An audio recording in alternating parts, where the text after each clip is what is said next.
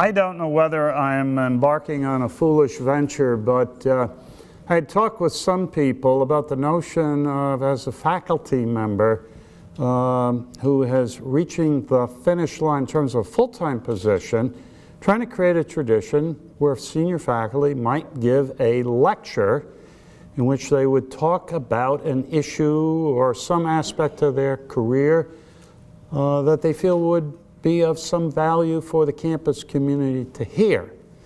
This has taken on a dimension I hadn't planned on. I had talked about this idea with a couple of people, and then I would bring a red tub or blue, depending on my political orientation that day, with some juices and water and some cheese and crackers and stuff, and then suddenly all that was taken out of my hands. And then the next thing I know, Bob Joseph sends me an email and says, "Doug, I'd like you on my show." Now, I've been on his show on a number of occasions, but he wanted me to talk about this lecture. And then Jennifer sent me emails, "The press wants to talk to you." And then I've just been interviewed by 3 different television stations. I hope the TV stations don't stay, because they may be disappointed that whatever I did with the interview may not be in the same league as what I'm about to say, and they just got the interview. I'm teasing here. What I really want to talk about today is the civic mission of Democracy's College, and if I don't put my glasses on, I'm in real trouble. And I just wanted to give you a short overview of who the person is giving the talk. I walked into a meeting, it'll be 2 weeks ago Monday, and Elise Newkirk, who was the community engagement assistant to Chancellor Zimpher, is there. I walk in, and it's a meeting dealing with applied learning, and she says, "Here's the king of civic engagement," and I groaned. Kathleen McKenna and I are out at a Kettering conference, and the president is out there. He's going to become a public philosopher, and he's at a meeting with Dave Matthews, who is the guru at Kettering. Matthews leads the meeting, comes in, and Kathleen can deny that Dave ever said this, but Dave went on to talk about how my president said nothing but great things about what I was doing at Broome.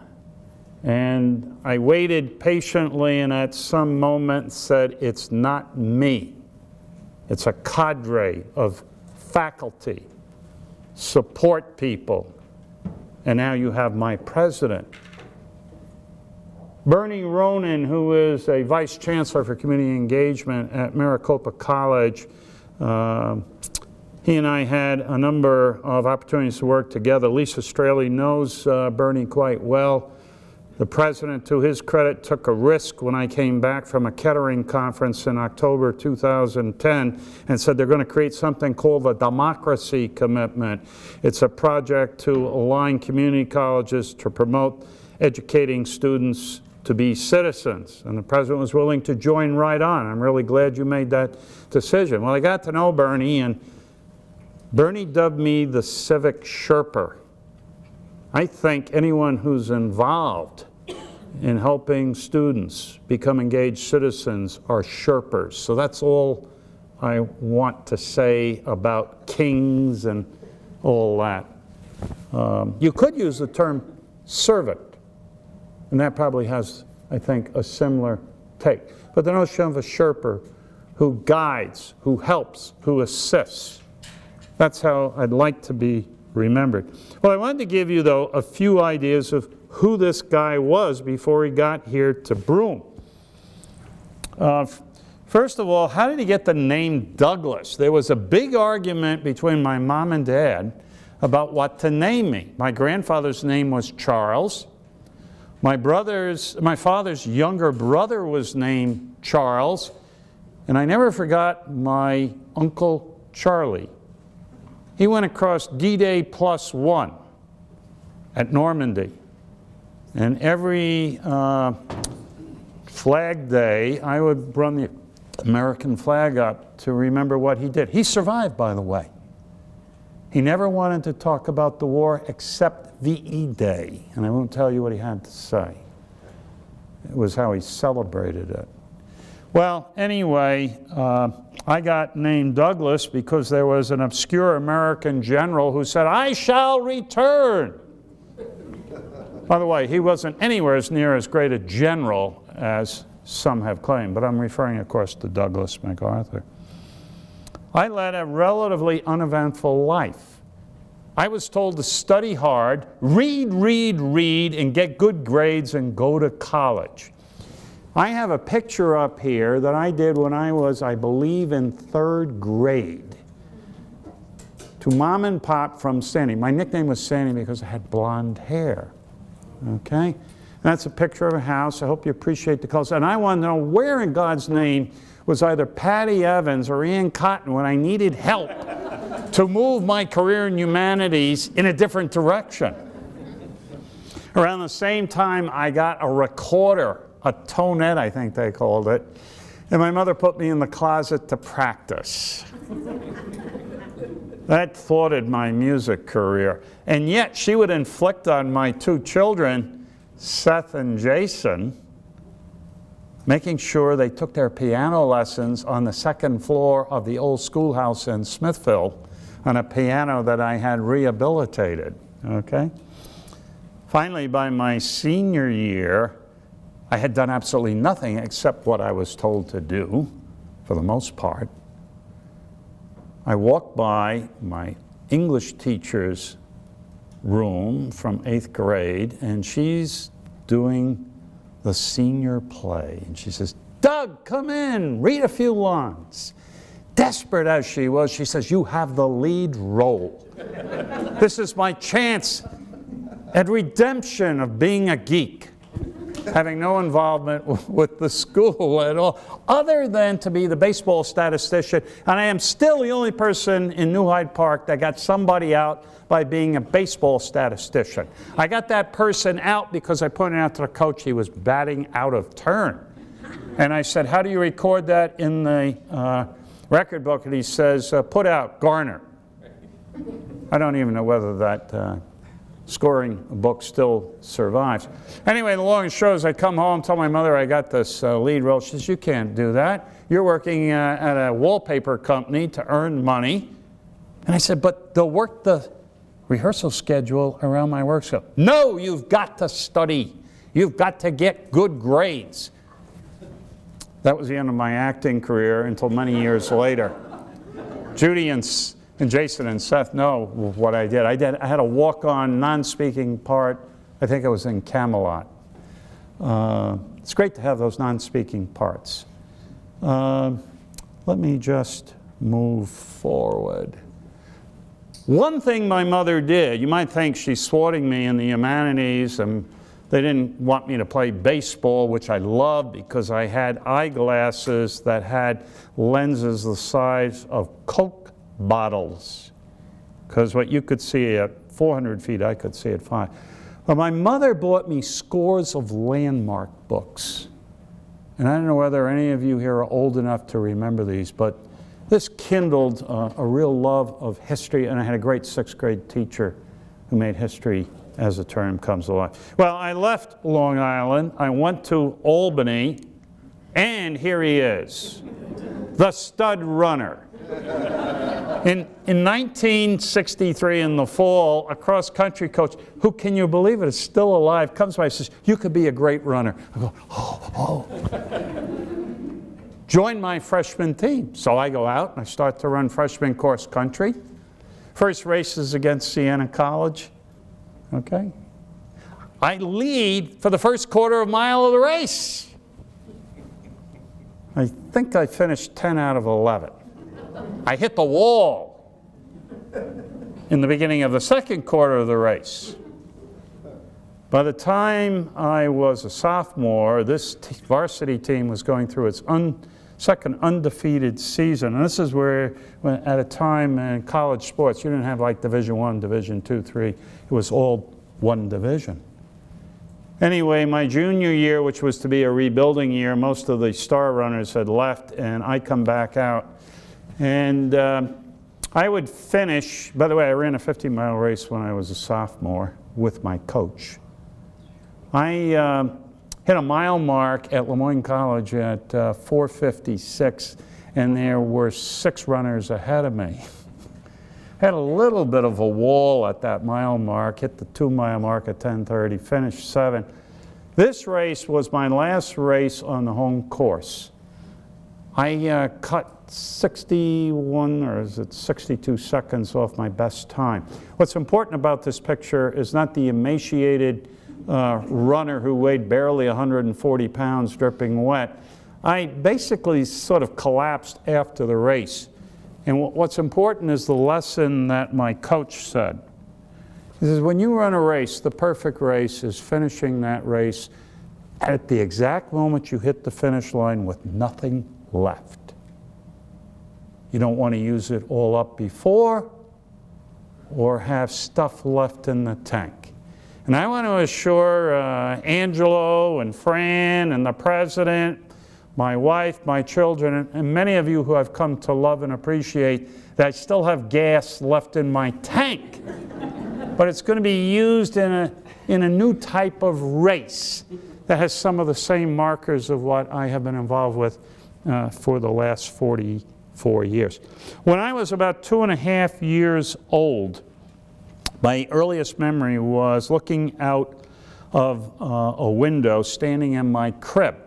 The year is 1947. There were some other things going on in 1947 that really relate to this talk to you.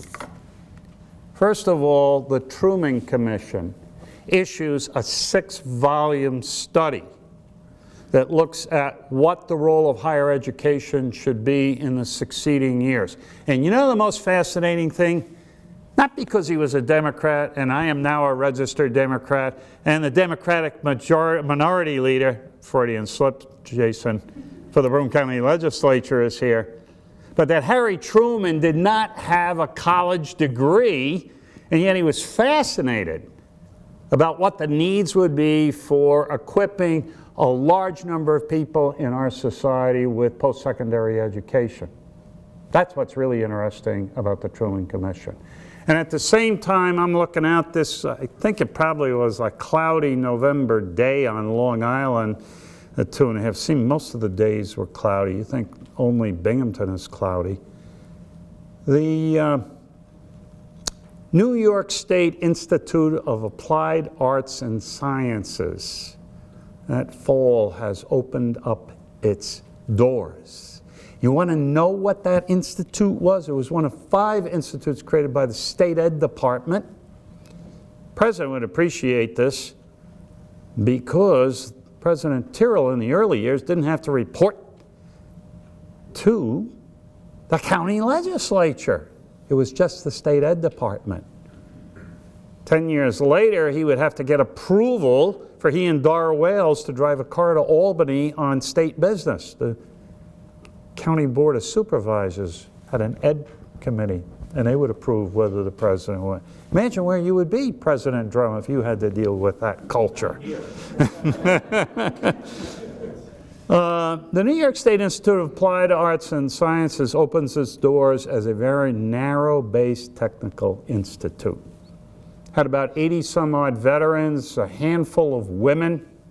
There wasn't a person of color in that founding class. There were some displaced DPs, handful of people, and in fact there are some news stories a few years later of a person who later went on to get a PhD in chemical engineering, who came from Eastern Europe as a displaced person in the wake of World War II.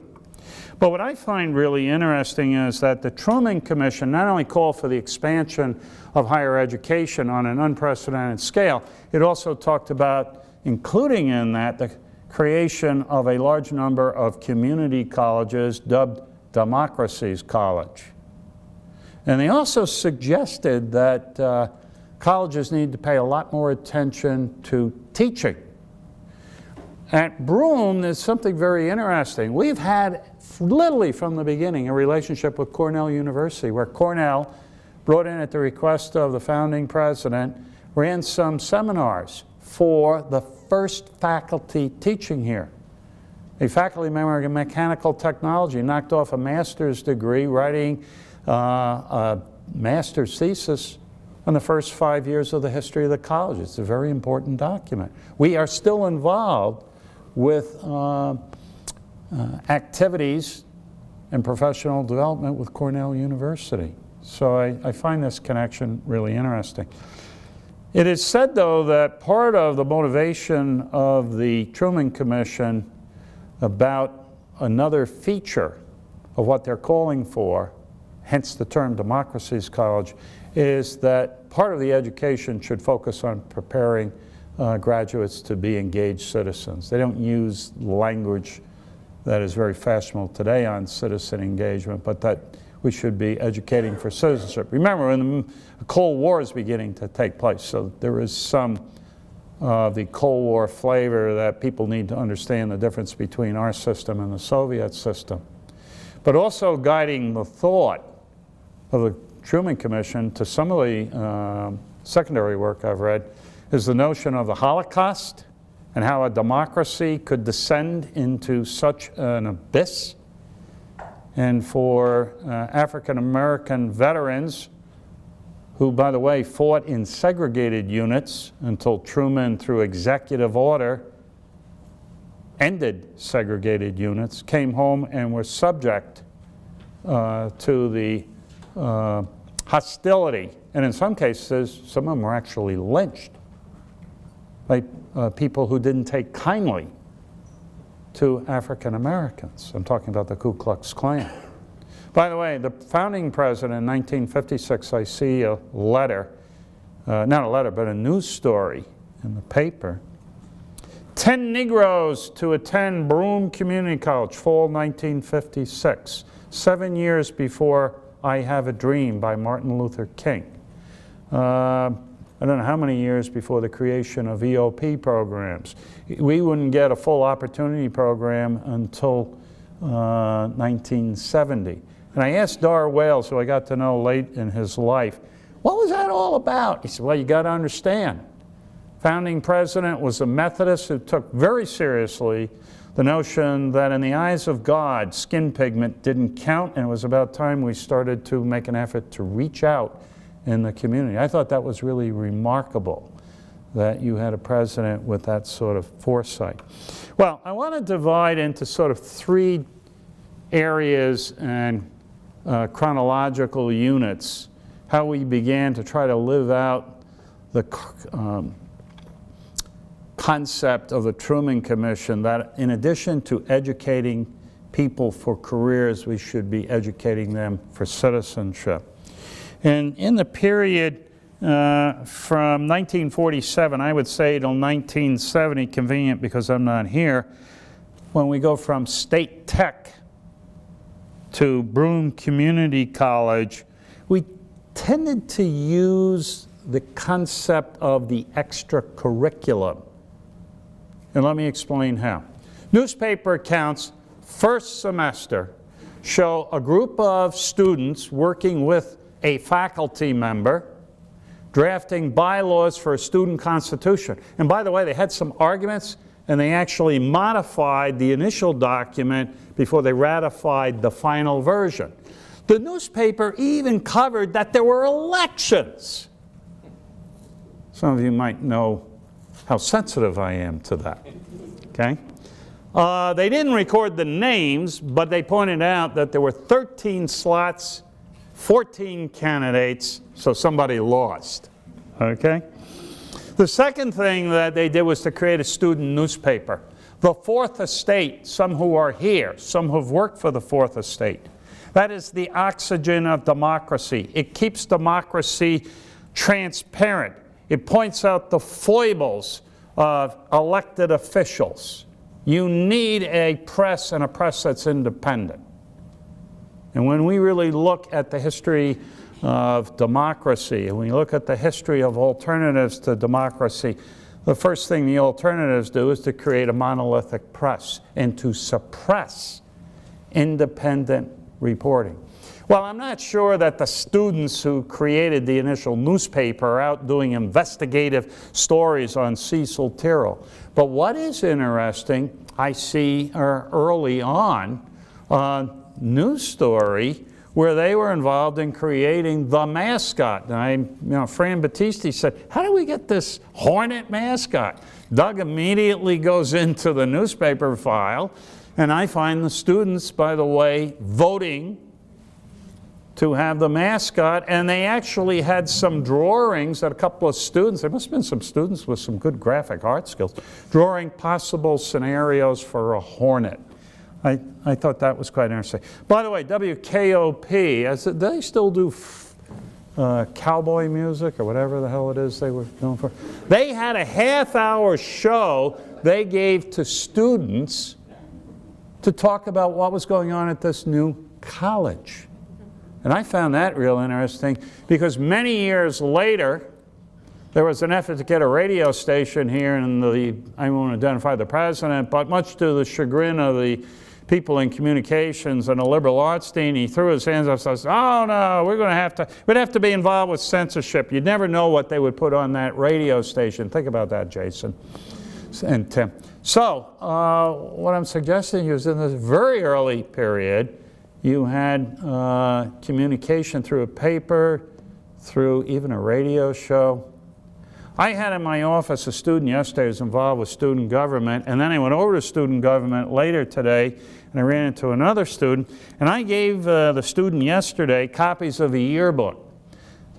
Our first yearbook was published in 1949 with the first graduates. The last one was published in 1986. Yearbooks and newspapers are part of the public narrative history of an institution, of a community. And what I'm simply saying to you is in these early years, we had that. These students yesterday and today were amazed. The one student says, I'm looking at pictures of student government from a 70s. Hey, how big was that student government? And he was right.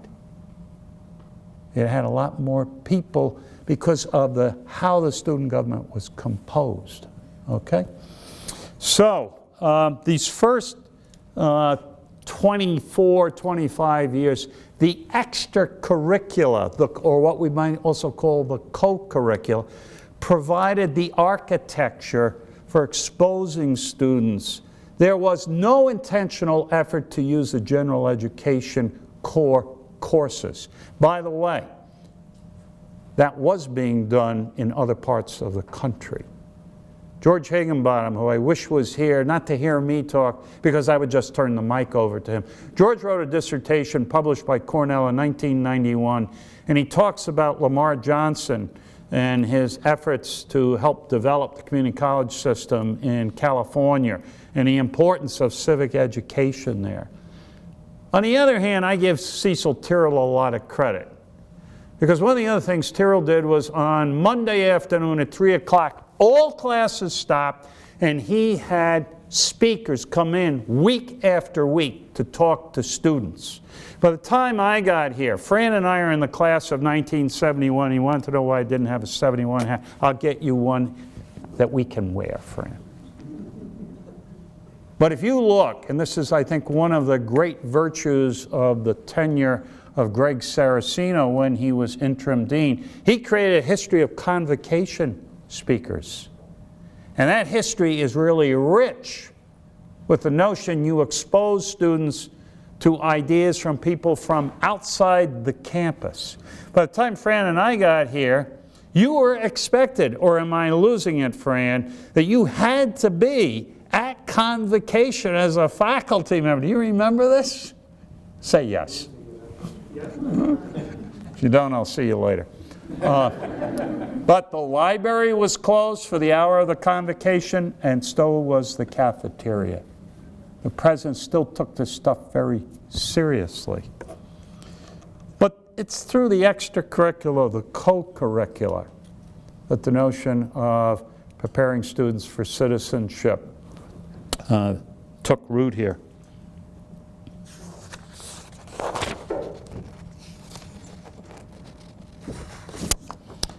Okay. Okay. Oh, one other thing. The president, and Dick might have a better idea of the actual time, created sort of like a faculty group. Because when I talk about the civic mission, I'm not just talking about students. I have a passion, you know, one of the news reports said, what about this passion? I have a passion that the college is a civic laboratory on its best days. We should be modeling what we expect in the community as well as preparing students to go back into the community. President Tyrrell had some sort of faculty group. You were expected, again, to be at these meetings. Otherwise, Big Bird, no, I didn't say that. Some of you know who I'm talking about. The President's secretary took attendance. 1967 comes around, though, and whatever was going on with this sort of pseudo-faculty senate is changed dramatically by the passage of the Taylor Law and collective bargaining, and that group morphs into the Faculty Association. And by the way, it remains the voice of the Faculty Association, not just for collective bargaining, but for several decades trying to wrestle with key issues. Okay? Well, I come here in 1971. I've been a graduate student at Binghamton University. There had been something called CUG, Committee for University Governance. And that committee would create a series of recommendations that would create a 100-member university assembly with a 5-3-2 ratio. 50 faculty, 30 students, and 20 staff and administrators. I was a member of the deliberations on that. I became a graduate student senator, so I had those experiences. By the way, this university assembly lasted only a couple of years. I remember the great Norman Cantor coming in. He wanted them to approve a Center for the Study of Revolution, and they voted him down. Those of us who were graduate students and in the history department, we all voted for it. I thought it was a good idea, by the way. And he said, as he walked away, a whiff of grape shot. That'll clear this crowd out. He had a different view on shared governance when it didn't go his way. Okay? So I get here. Tyrrell has retired, an interim president for a year. New president comes in. Dick knows all about him. He was on the search committee. He's burned all the records.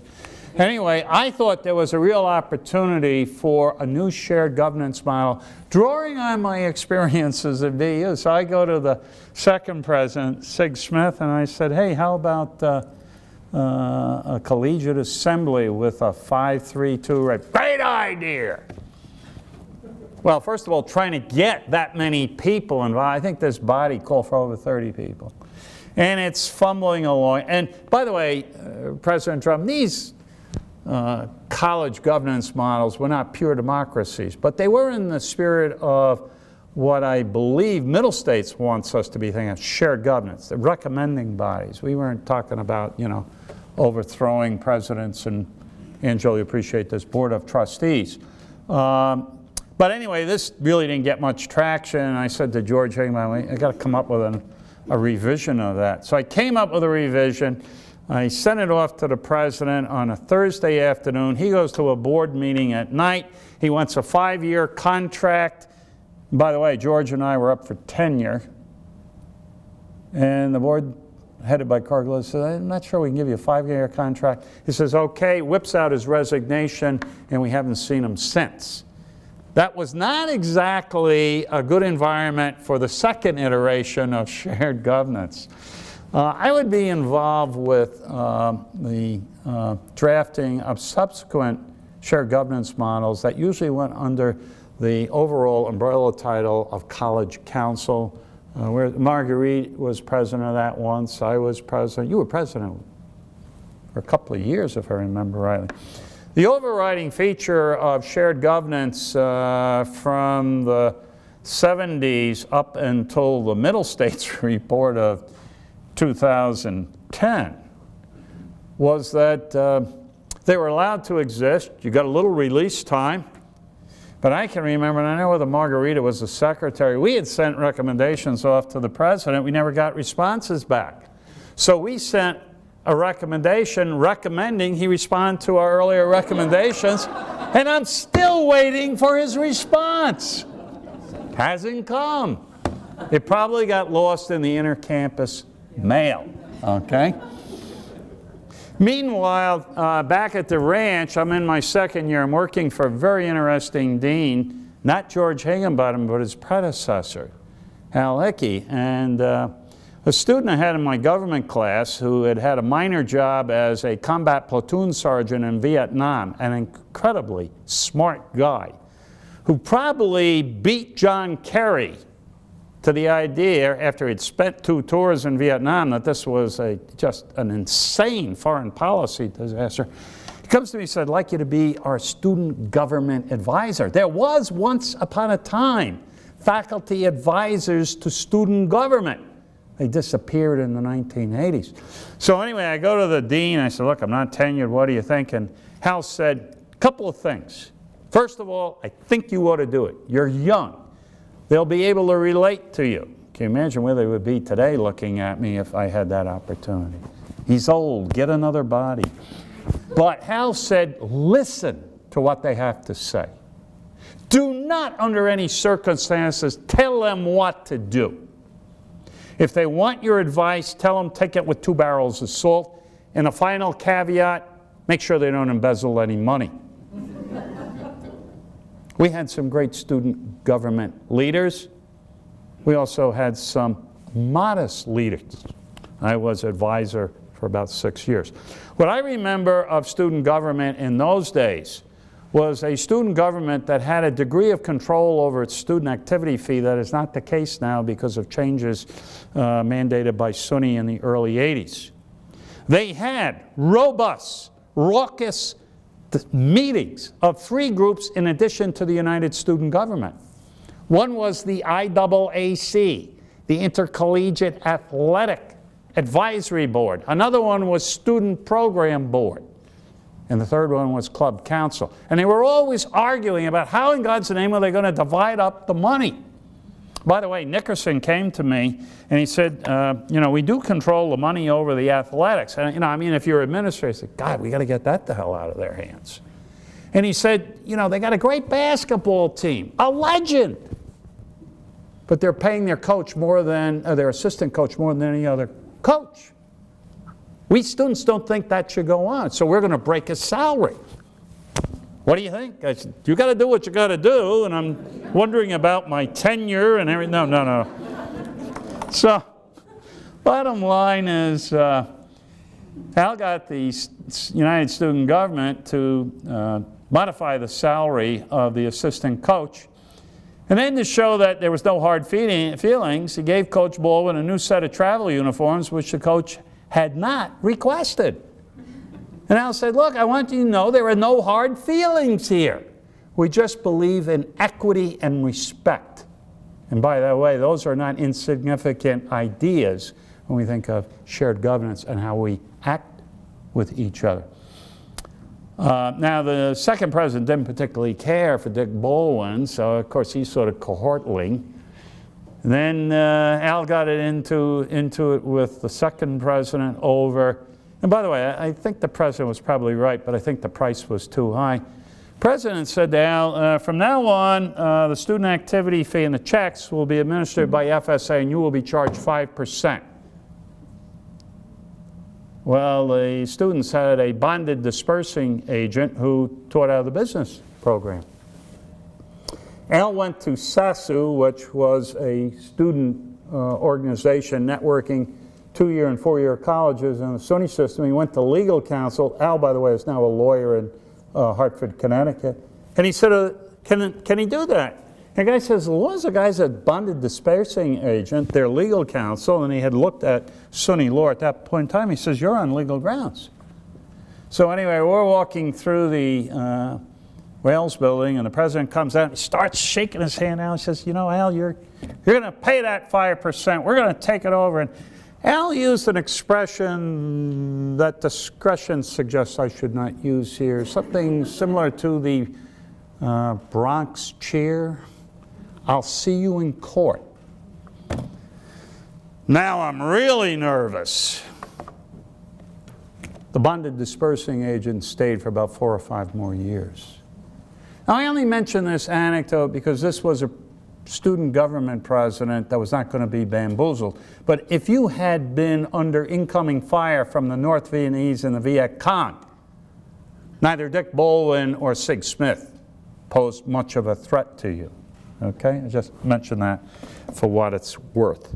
The newspaper won national awards for their writing. Sitting way in the back is a former student of mine who wrote for that paper. I have encouraged students who are interested today to revive a newspaper to have a conversation with this unnamed professor with a blue shirt on. Arguably the best student I ever had in 44 years of teaching, including teaching for 18 years part-time at Binghamton. When you tell somebody, go to Binghamton, get a bachelor's degree, a master's degree, and a PhD under the person who was the most distinguished publishing scholar in the history department, and that's exactly what he did, and did with distinction, you know you got a blue chipper with a blue shirt. Okay. That's sort of what things are like in the period from 1970 to the early 80s. And then we did something in the second stage, and this is where Dick Romano is one of the survivors, Fran. We began the Cannon War. Higginbottom was the strategist. Romano was a strategist. Fran and I just carried the guns, among other things. And the Cannon War was, what are you going to do with general education? And we said it should have a coherence and purpose to it. And that coherence and purpose should include things like ethical reasoning. It should include a global perspective, effective communication, mathematical competency, an understanding of basic science, and then the capstone, what I think George and I thought, and Dick, and Ben Casper, I don't see, is Ben here? He's traveling. He's traveling, okay. Ben, and there was a whole slew of other people thought should really be the cement that held us all together. The notion of preparing people for citizenship and a civic ed requirement, a course. And we developed about 13, 14 courses you could cherry pick from. Okay? So we went from co-curricular activities to promote civic engagement, to promote the concept of being an active citizen, to promote what our understanding of living in a democracy should be all about, to intentionally embedding in part of the curriculum that everybody would take these ideas. By the way, we had an impressive set, and it continued on during this period down to this very day, of outside external speakers in the form of convocations personnel. I remember calling the Center for Interplanetary Studies up at Cornell. Yes, there is such a center, in the late 70s, and I said, look, you got a guy that works there as a head. He's on a Johnny Carson show. He's got a TV series, and he drives back and forth between Ithaca and New York City. Any chance we could get him to speak at Broome Community College? And of course, I'm talking about Carl Sagan. Sagan didn't have an agent at that time. Was I lucky? $2,500, and Carl Sagan showed up. The talk is supposed to begin at 2:30, 2 o'clock, no Carl. 2:10, no Carl. Now I'm really getting nervous. Where's Rick Ferenzi when I really need him? Carl shows up at 2:15. I think the event took place in early March. It's cold as hell out. And he's whipping in with a TR4, top down. By the way, it was Hunter Green. And he's got a woman he billed as a technical writer with a raccoon coat on. He gave one hell of a talk. Stayed around, drank a couple of glasses of wine. Student treasurer gave him the check, said goodbye, took off in the sunset with the TR-4 and the woman with the raccoon coat on his arm now, and they headed to Ithaca, and I never saw him after that. But I'm trying to give you an illustration of the quality of some of the people that we have had. We've had scores of people here. So that stuff is all good. Okay? But one of the other things I think you need to understand is that the history of the civic mission of this college is not like Whiggish history, where it's nothing more, nothing less than one evolutionary upward ascending curve, that we are moving to a civic nirvana utopia. We occasionally take steps backward. And I think some of the steps we have taken backward is the end of a student newspaper.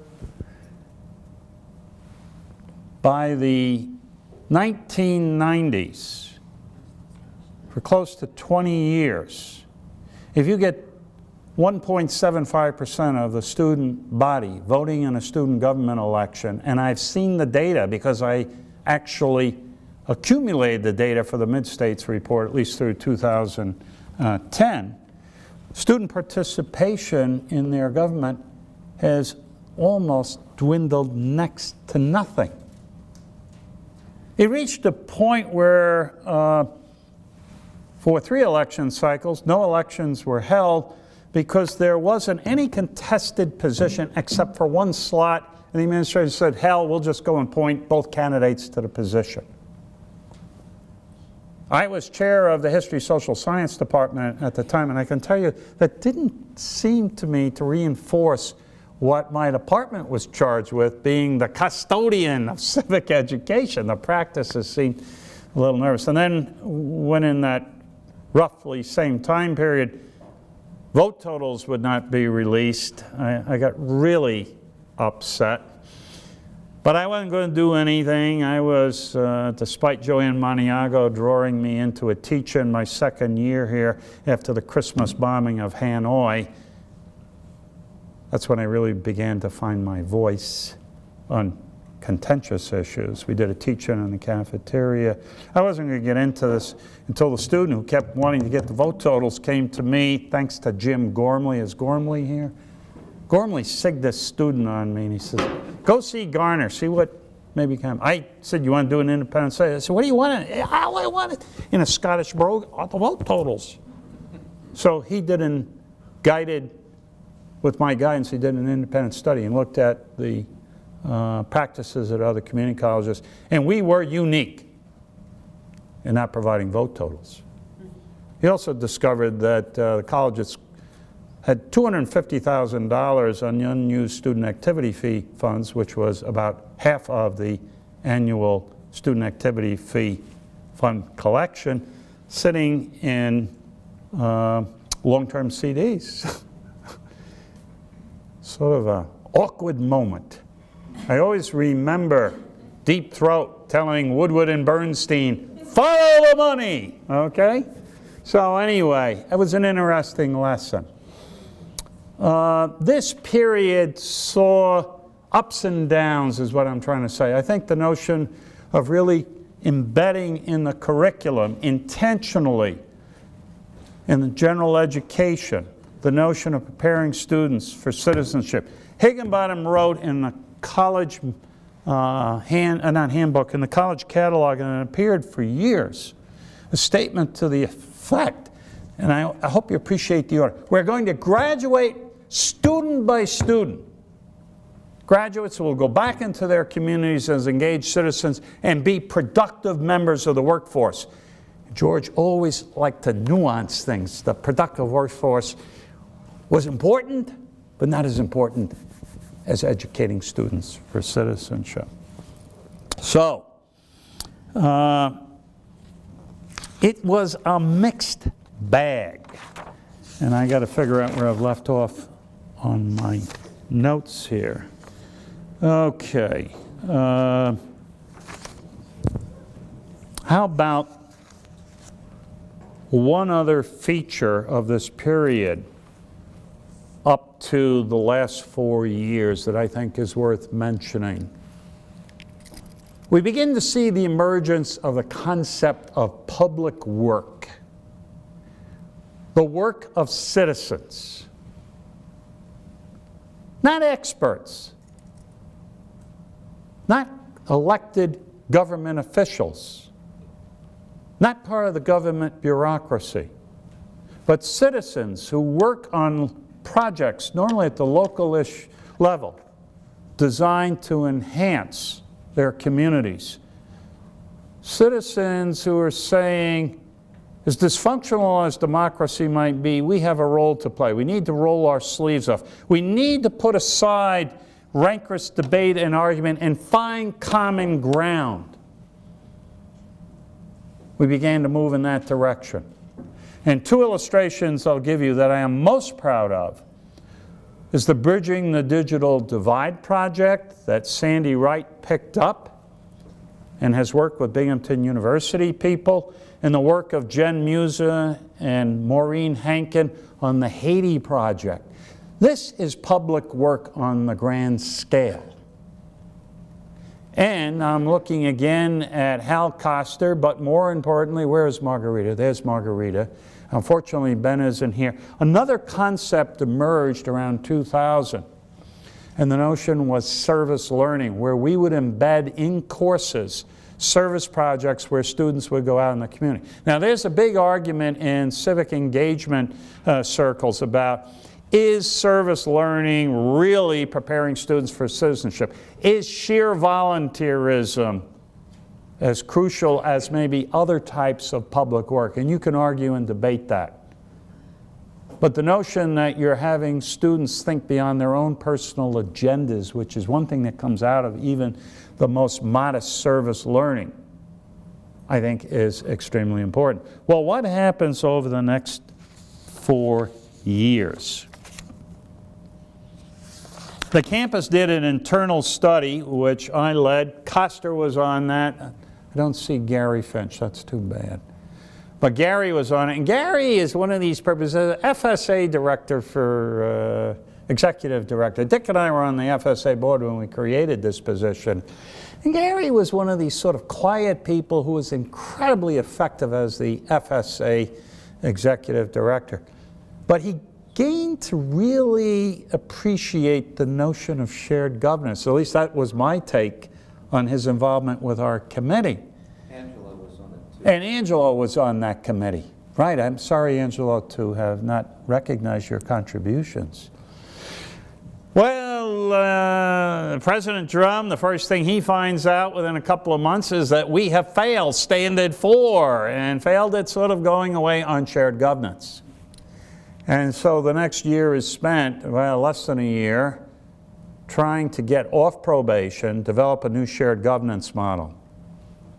Shared governance is not democracy in the purest sense. It is primarily operating in the venue of an advisory role. But what's really important about shared governance is giving people voices to be able to express their views on important issues and express them in venues that do not lead to people screaming and yelling at each other.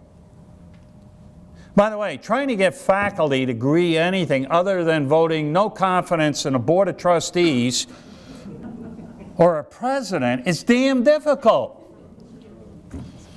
Shared governance, I think, does have the potential of being able to create opportunities for people coming from different constituencies and stakeholders. By the way, my original collegiate assembly called for, I think it was close to 8 or 9 students. The college councils that we had subsequently eliminated students from there. By the time the students got a seat on the board, people were saying, well, they already got the opportunity to influence the Master Angelos and the Akels, and you fill in the names. I still argued, as Dave Masler did, and we finally got one student on the college council late in the history of that institution. Right now, there are 5 students who have formal seats in addition to their student government. What I'm really trying to suggest to you is, on its best days, shared governance as it has been developed here has the capacity to bring us together, to wrestle with contentious issues and find some common ground. Now, there are some people I know in this room who will tell you it hasn't had many best days. And my challenge to all of you is that shared governance is always a work in progress. Democracy is always a work in progress. And each of us have some choices to make. We can do like many students who no longer even know they have a student government, do not vote in student government elections, and simply take their courses, get in their steel chariots, and leave. Okay? And by the way, the same damn thing is happening in our democracy. Read Robert Putnam's Bowling Alone, a seminal work written in 1992, where he says bowling leagues have gone to hell in a handbag. And why is that crucial to understand what's going on with our democracy? They're symptomatic of those intermediary groups that Tocqueville talked about in 1830 when he wrote Democracy in America that was so crucial to this fledgling democracy. My schoolhouse was built not because some guru in Albany in 1865 said Smithville needed a schoolhouse. It was because farmers in Smithville Flats wanted a public school. It is citizens who helped to build this country. And what I'm suggesting to you here, there is a parallel between the ebb and flow of educating students for democracy, but at the same time drawing the public in, working with the community. And our challenge, I think, will be for all of you here and for everyone you know, on campus and off campus, to try to reignite some passion here for doing the work of democracy. Democracy is work, hard work. Certainly my oldest son understands that, and so do I. There is a new shift. There are new winds blowing on this campus to take us in a new direction for the civic mission of the community college. And that is the concept of public work. We saw it in its infancy in service learning and community internships. If you want to understand some of the passion I still have, it comes from the constant opportunities I've had to go to the Kettering Foundation out in Dayton, Ohio, and to work with the National Issues Forums Institute. I am now on their board of directors. I don't know why. In a fit of absent-mindedness, they put me on this board. But this foundation and this institute that cranks out boring topics like what to do about substance abuse in your community. We had 500 people in the West Gym Tuesday evening. Where's Mary Whitaker? Mary was crucial. Where's Jason Garnar? He was crucial as a partner from the community. Mary from the campus. Mary had a hand in shaping this pamphlet. If you don't think heroin is a problem in our community, you got your head in the sand. This is one of the ultimate public work projects for citizens in this community. So, Kettering cranks out these deliberative forums. They don't frame the issue either or. They look at a complex issue. They frame it at least 3 ways. In small groups, we sit down, we take people through a deliberation, a couple of hours, looking at strengths, weaknesses, and most importantly, trade-offs for each option. And then we try to find common ground. Where's Carla?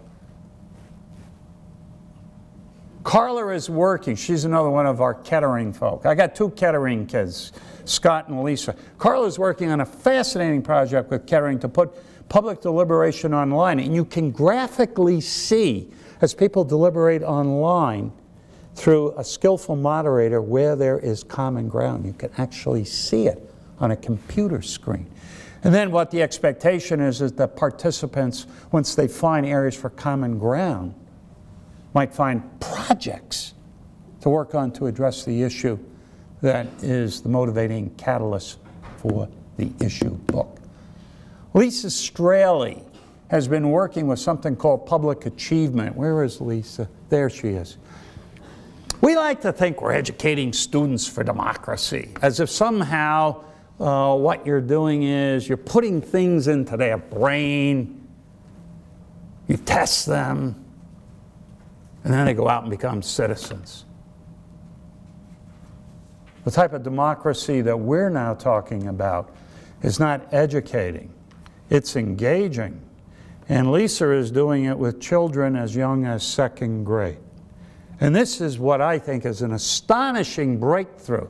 The notion that you don't educate second graders. What you do is you sit them down, you have some Broome students serving as coaches, and you ask the students, what are the most pressing problems? And so they might come up with 2 or 3. They're not being told what the problems are, they're coming up with them themselves. Now the question is, you only can work on one, you only got the resource. So what one do you take? That's choice work.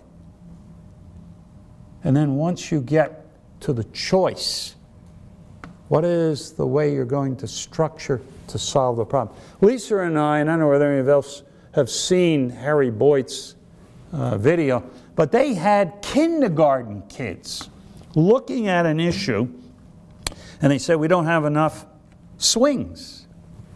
They only had one swing, was it, Lisa? I can't remember. And they wrote, barely legible, an action plan that they took to the administration and they took to the local community leaders saying we need more swings. Was it 3 or 4 swings they finally got? I mean, this sort of stuff not only gets my juices going, but I can weep. Because this is not educating students, it's engaging children as young as kindergarten people. And Lisa could spend an hour or 2 with you talking about work going on in Johnson City and now in Windsor. This is democracy 2.0. This is the new democracy that I hope, I was asked by somebody from the media, well, what are your hopes for the future?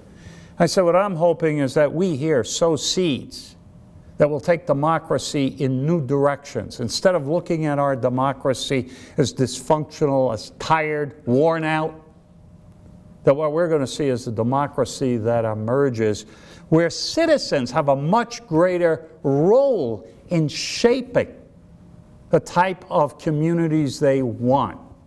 And I think elected officials who understand that, who promote the notion of hearing the voices of citizens, is really important. We have begun to do citizen voice projects here.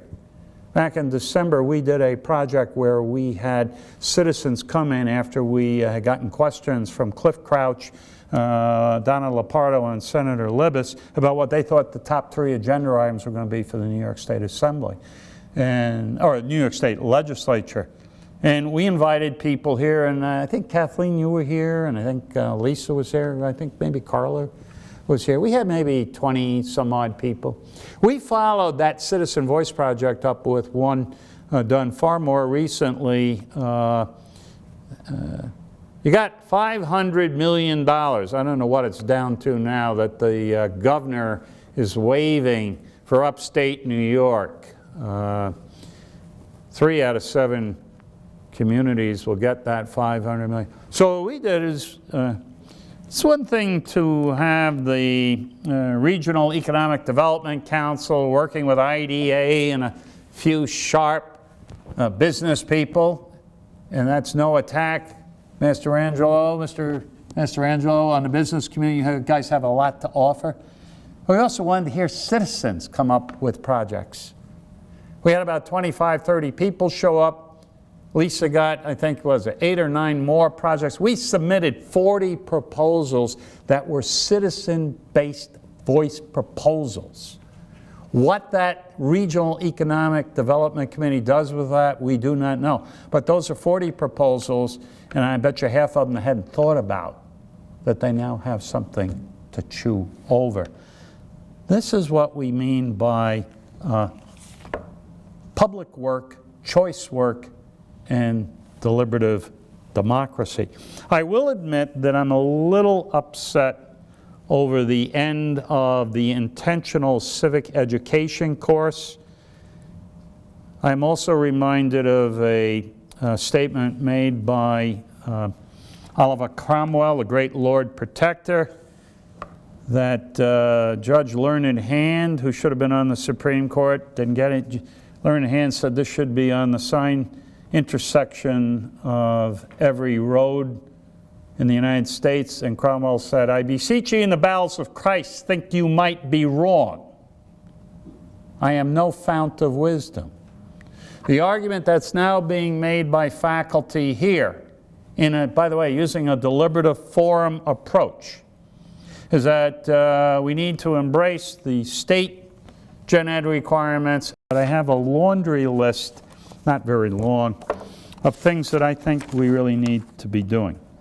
First of all, I think students' efforts to renew an independent newspaper that is published not only in digital format but hard copy should be embraced by the college community. I would also argue the revival of a yearbook that chronicles each generation of students and staff coming through here is important. I would argue that the 50th anniversary history of the college, the famous Black Book, I think you even know about the Black Book. We need to periodically update what we've been doing, who we are, and maybe with a little idea where the hell we're headed. I have been here so long, I'm seeing people retire after 8, 9 years, or leave after 8, 9 years. I don't even know who they are, but I'm being invited to, cake and ice cream. And I'm going, who is that person? We can laugh about that, but you know what's happened to this campus? And it's not the fault of any particular individual. We have been increasingly atomized as a campus. All the student activities were located in the X building, which is now the daycare center, which used to be, if you keep this line of thought, on the site of the Applied Technology building. That's how old I am. What was interesting is, and Lorenzo's still here, that building hummed. You had a student government office, a yearbook office, you had a newspaper office, you had football tables, ping pong tables. You could play bridge. I actually used to sometimes go down and play bridge. And you could make out with your boyfriend or girlfriend. There was a little area with a television, okay? But what was important was a place where students could get together. Student activities are strewn all over the countryside. I was told by Gary Redigan, if you know who he is, only Fran will remember, that the college was about 50,000 square feet short based on state recommended guidelines for student activity space. I'm told that the ice arena now covers some of that 50,000 square feet. I don't see too many students involved in activities at the arena. I mean, some of them may skate, and you catch what I'm trying to say. I also made a recommendation at the Charette, was it? Activity yesterday, that we look at doing something to bring student activities back together. I would recommend, and Lisa and I have seen illustrations of the creation of a democracy wall. I think Cleveland State, and there's a college in Florida, the college in Florida has a $3 million electronic democracy wall. I'm not sure that Kathy's going to be able to raise that money given other demands on the foundation. But what this is an opportunity, and what students are doing, I think it's at Cleveland State, and Lisa might better remember the name of the school. They put up a couple of questions each week, and they encourage anyone walking by to write a response to those questions. Now, what about the F-bomb and all that other stuff? There are guidelines, and that stuff is removed ASAP if it emerges. But the point is, it's another way of getting public discourse on key issues. And by the way, if you had a snazzy wall, and I'm taking nothing away from the TV monitors, you might get a little more interaction. A third thing I think we need to do is to continue to re-examine the notion of infusion as a means for educating in formal coursework for citizenship. You know, the people who really advance those arguments and the people who are opposed to them, they need to get together and figure out how are we going to assess. I always get nervous about assessment because I sometimes wonder where could that lead. But I think this is an important issue. Just as I think we need to assess some of the ideas I'm throwing out about deliberative democracy, choice work, and public work, that needs to be assessed. A couple of other things which administrators may or may not want to hear from me. I think the new dorm, the student village, offers a great opportunity to create a civic laboratory within a civic laboratory. I think there should be an effort to provide a structure for student voices to be heard. I heard a student talking about on the weekend they don't have food. And if you want to know why the fire alarms are going off, it's because students can't cook properly. They even burn bags of popcorn. He said, you know, what we really need to do is maybe to get, and I said, have you talked to Ray Wodak? Bring in Ray and talk about how to cook, how to go out and buy food from Maine's and Artie's, fairly cheap. But what's more important, this kid had a neat idea, and I don't know where that idea is going to go, where it's going to gain any traction, but if there was a formal structure, you couldn't just dismiss it, okay?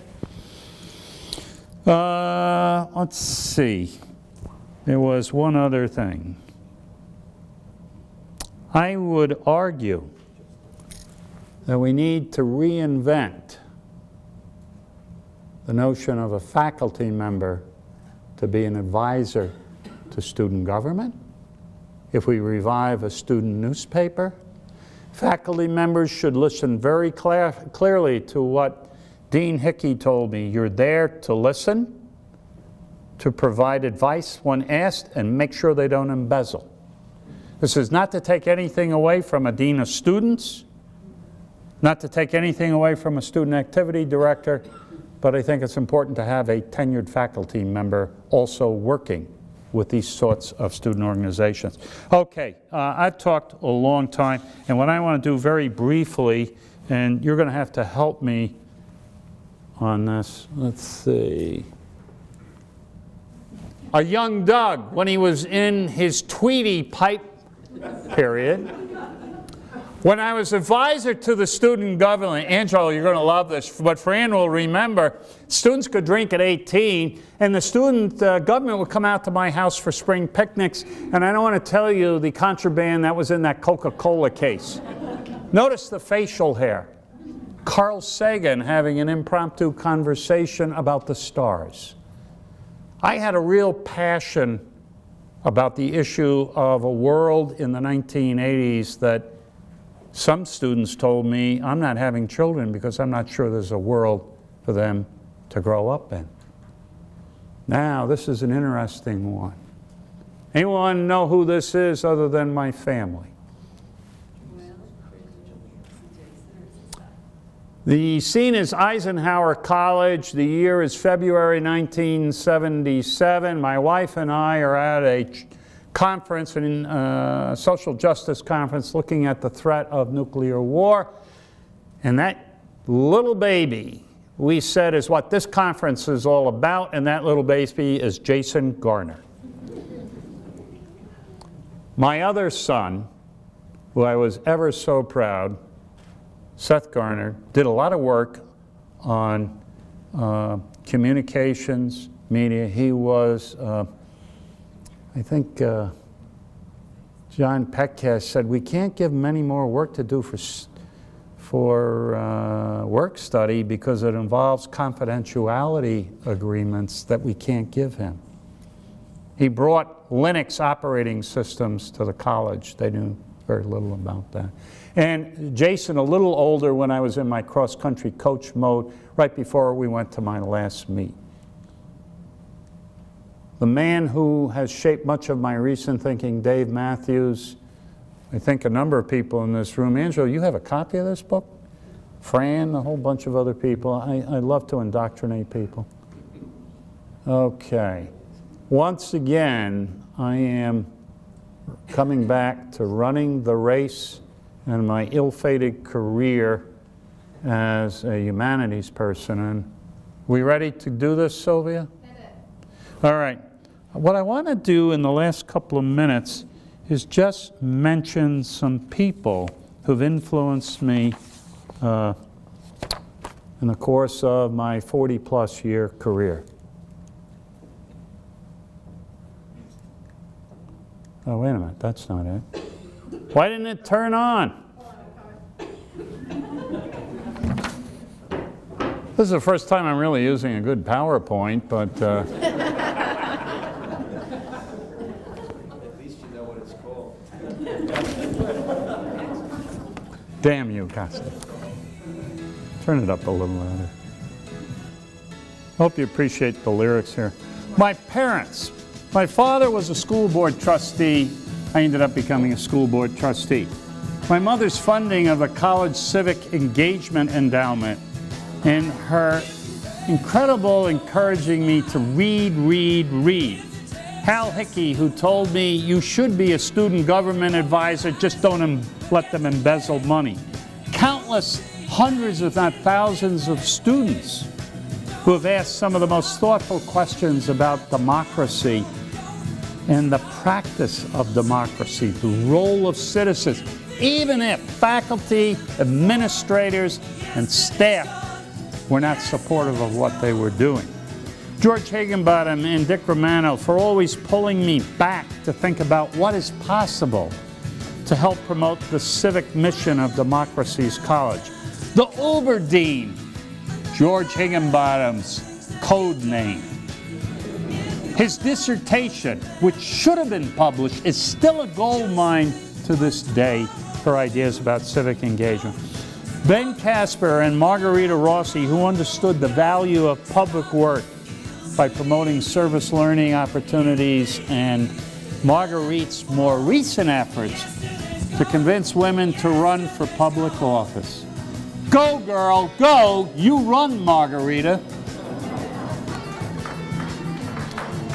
Irene Burns, who told me she couldn't be here, has been more than a successful successor to me in promoting Common Hour programming and to help organize convocations. And only a handful of people know this inside joke, even though she doesn't like the film Forbidden Planet. Kathleen McKenna, who taught me about the need for true diversity, working with seed students. By the way, if you want to really see public work done where people put their lives on the line, are seed students who are taking community action projects back to countries in Central America where the concept of political tolerance, in many cases, is only in its infancy.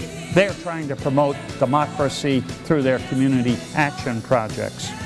The Three Amigos, Hal Koster, Lorenz Fershing, and Fred Loveland. What about the Three Amigos? You've exhibited incredible patience listening to Crazy Doug and his two sidekicks, the time-traveling Candide and Good Ranrag. They only know who those are. And on a more serious note, Pat O'Neill and Wes Warren, who I learned much from.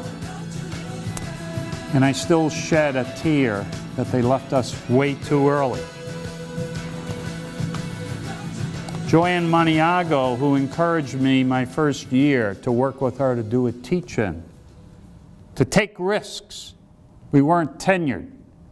To have our voices heard, to encourage other voices.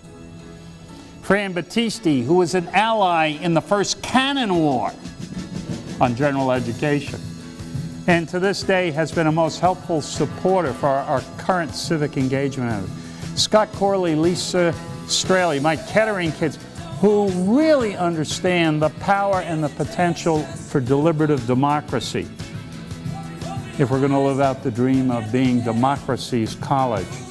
Dave Matthews, president of Kettering. Bill Muse, National Issues Forum president. Harry Boyd, only a handful of people know who these people are. Keith Melville, John Dietrich, have all shaped my current thinking about the value of public work of fostering a new vision and version of democracy. And one other thing about Bill, Dave Matthews. Matthews is 77, Bill Muse is 75, and when I told Bill I'm going to retire, he said, good. Now, Bill was the president of obscure universities like Akron University, Auburn University, and chancellor for East Carolina State. He said, your best and most interesting work lies not behind you, but ahead of you. And if their careers are any indication, they're damn right. My son, Jason, who is one of my two heroes for his courage as a true public servant, who has exhibited on more than one occasion being a profile in courage, and he's also a great nurturing parent. My son, Seth, he's my other hero for his courage to confront a difficult time in his life and to work to move in a new direction, to help those who are some of the most marginalized in our community, as well as having the courage to speak to students, faculty, and staff about addiction and what one must do to travel back to the road of sobriety. Both understand the importance of doing public work in ways that leave me speechless. She's not going to like this, but my wife. She's been my soulmate for 48 years. She's loved and endured me for a long time. But that's not as important as what I want to say. In 1983, she went to the Women's Peace Encampment, and she took Jason, who was all of 7 years old, and it was a presence to protest the Seneca Army Depot that arguably had the largest nuclear weapons facility in the country, and they were shipping those weapons out in the name of nuclear deterrence. She was exercising her voice. And Jason did guard duty with a 6-foot 2-inch woman to make sure the military and other people didn't infiltrate the perimeter. Judy would then go on to work with the Beyond War movement. And in countless meetings on church sessions, sometimes would be the sole voice for environmental social justice issues. A courage in the face of maybe an entire board who just thought this was nonsense. Your voice has meant a lot to me. I want to conclude with a poem, Asleep of Prisoners by Christopher Fry. And I'm going to put a little addendum close to the end. Dark and cold we may be, but this is no winter now. The frozen misery of centuries breaks. Cracks begin to move. The thunder is the thunder of flows, the thaw, the flood, the upstart spring. Thank God our time is now, when wrong comes up to face us everywhere, never to leave us until we take the longest stride of soul we ever took. Affairs are now soul size. The enterprise is exploration into God, and I would add, the arc of democracy in creating a just world order. Where are you making for? It takes so many thousand years to wake. But will you wake for pity's sake? Thank you.